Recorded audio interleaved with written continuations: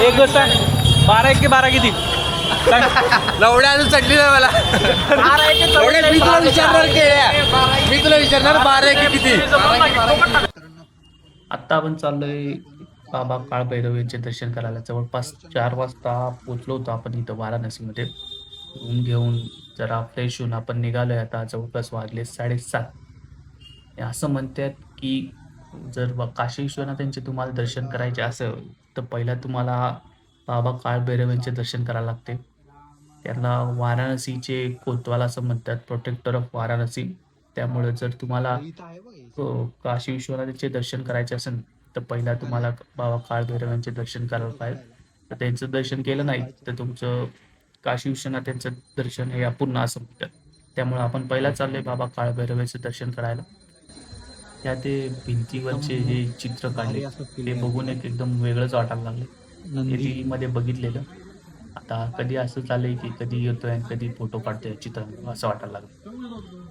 त्यामुळं एक्सायटेड तर खूप आहे. त्यात वाराणसीला म्हणतात सिटी ऑफ टेम्पल्स, कारण इथं प्रत्येक गल्ली बोळात तुम्हाला मंदिर भेटून जाईल. त्यामुळं इथं मंदिर एवढे आहेत की मला वाटतं गिनीज बुकमध्येही नाव असं की सिटी ऑफ टेम्पल्स म्हणून वाराणसीचं. त्यामुळे इथं प्रत्येक जागेवर आपल्याला देवाचे मंदिरं भेटून जातील. हर हर महादेव. आतमध्ये आल्यावर फिलिंग वेगळीच यायला लागली एकदम. प्रत्येक ठिकाणी मंदिर. मंदिर है इधर से है क्या? मंदिर में जाना है ना, जाओ मंदिर से जाओ. बाबा काळभैरव यांचं दर्शन करून आपण सरळ निघालो त्यांचा प्रसाद खायला, भांगोळी ट्राय करायला. सगळी भांग प्यायला लागली तिथं. स्पेशली हा भाऊ.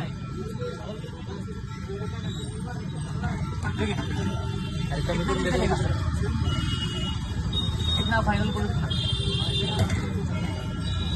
सब लेने वाले.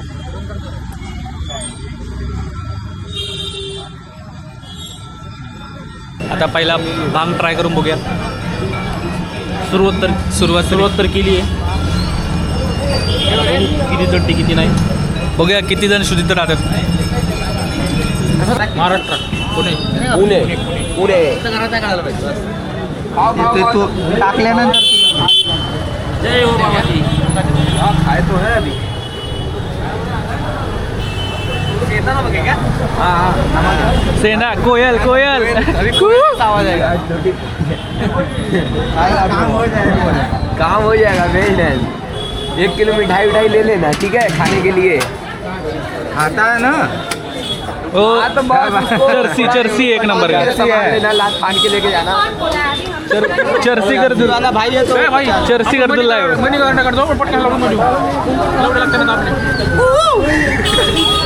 एक गोष्ट सांग, 12 1 की 12 किती? लवड्या अजून चढली नाही मला. लवड्या, मी तुला विचारणार केळ्या, मी तुला विचारणार 12 की किती.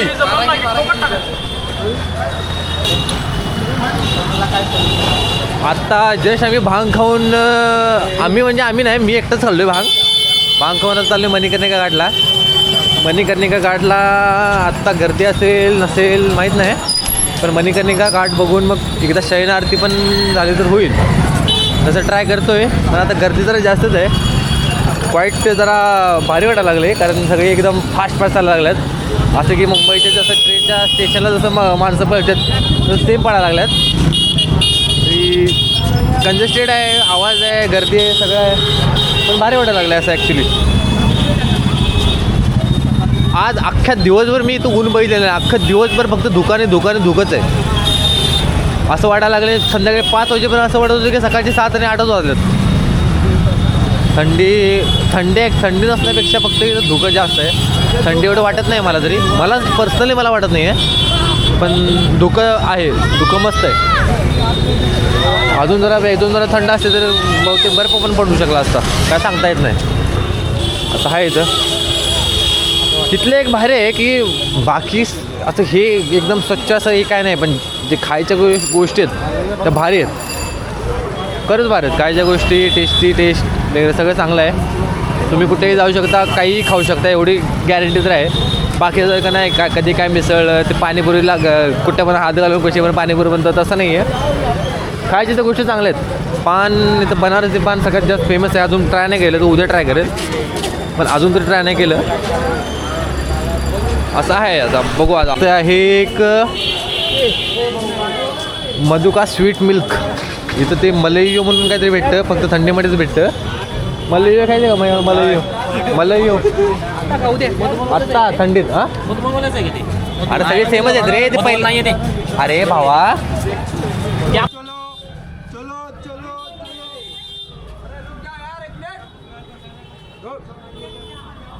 चला रे.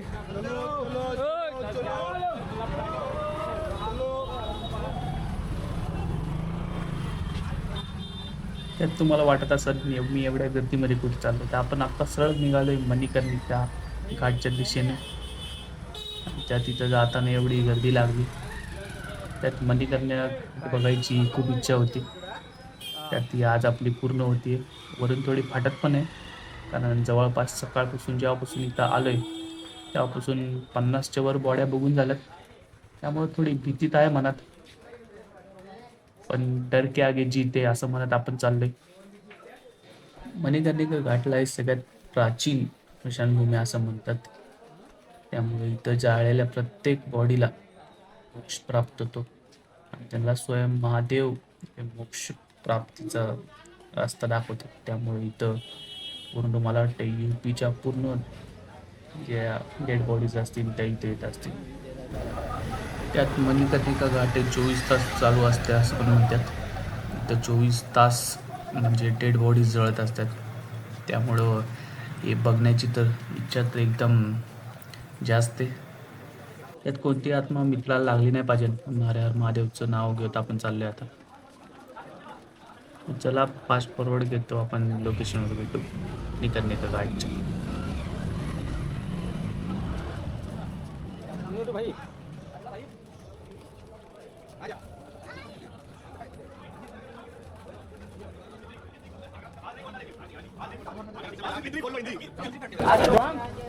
या सगळ्या लाकड्या बघून तुम्हाला तर कळलं असेल. आत्ता आपण कुठलं मणिकर्णिका घाटवर आणि इथं बघू शकताय तर तिथं होतील त्या सगळीकडे दूरच दूर.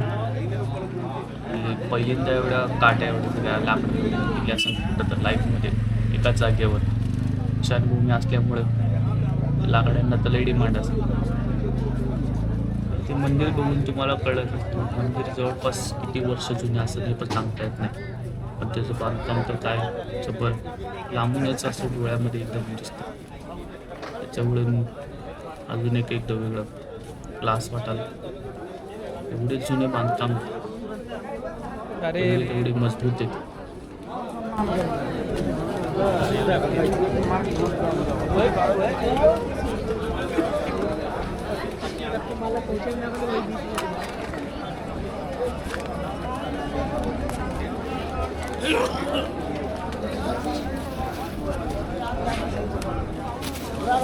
काय घाट रे भाई.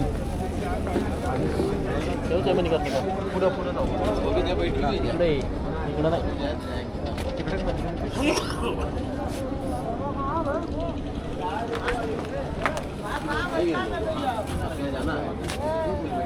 नाही किती. हा त्या आरतीच्या खांबेत. हा इकडेच. उद्या यायचं का इथं? ती गंगा आरती कुठं असं चालू? काम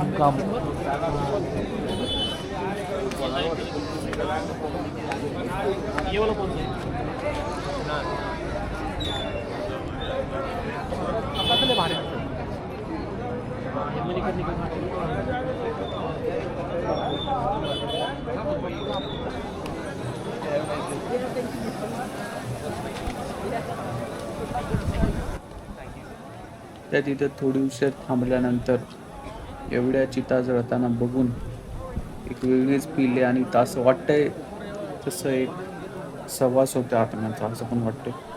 त्यात हे होतं महादेवचं मंदिर इथलं आणि आम्ही एवढे लकी की व्हिडिओ चालू केला मी आणि लगेच आरती चालू झाली होती. त्यामुळे आरती बघा तुम्ही, आरती तर एक नंबर होती. त्यात ते डमरू जे वाजत होते वरून ते तर एकदम डेंजर.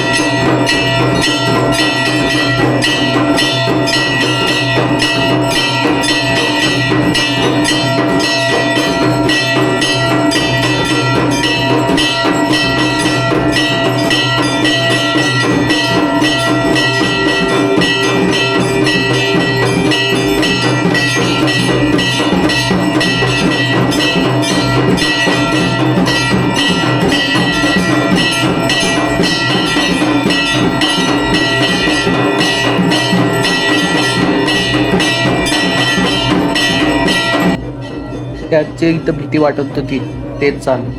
मला वाटलेलंच इथं मी व्हिडिओ रेकॉर्ड करतोय, कोणी काय तर बोलन. एवढ्यात भाऊ माणूस आला आणि म्हणते मेरी बुआ को इधर मशान भूमि में इधर जलाया जा रहा है और आप मेरे आगे खड़े हो और आप व्हिडिओ बना रहे हो म्हणते. त्यात तो तसा बोलला, त्यात एवढी भीती वाटली मला. मला तर बोलला नाही, बोलत त्यांनाच होता. बघतोय तर भाडकाऊ दोघं इंस्टावर लाईव्ह. काय म्हणतो बाबा इथून लवकर हालायला. कधी तर आल्यावर एक गोष्ट कळते की माणसाला कधी गर्व नाही झाला पाहिजे कुठल्याही गोष्टीवर. पण आलोय मोकळ्यासाठी, जाणारी मोकळ्यासाठी. त्यामुळे जेवढी लाईफमध्ये एन्जॉय करायला भेटते तेवढं करून घेतलं पाहिजे. ते कधी देवाला आपल्यावर, देव आपल्याला त्यांच्याजवळ बोलवा हे सांगता येत नाही. त्यामुळे जेवढं टाईम भेटते स्वतःच्या गोष्टी ज्या आवडतात ते करायचं, ट्रॅव्हल करायचं. लई नाही बोलता त्या तिथे बॉडी येताना बघून एक वेगळी फाटून हातात आलती. असं म्हणत तिथून कल्टी दिली. आता आलोय घाटावरती, मणिकर्णिकाच्या शेजारी. लोकेशन बघा. आणि इथंच तो फेमस लेझर शो केला जातो. आम्ही ती मणिकर्णिका घाटवर होतो तेव्हा बघितलेलं. इथं चालू होता लेझर शो, पण इथं आलोय तेव्हा मला वाटते बंद झाला आहे. मला वाटतं त्याचा फिक्स टायमिंग असते, 8:15 स्टार्ट होतो. आता तर बंद झालाय. त्यात बघा आमचा ड्रग डीलर सगळ्यांना भांगच्या गोळ्या सप्लाय करायला चॉकलेट म्हणून.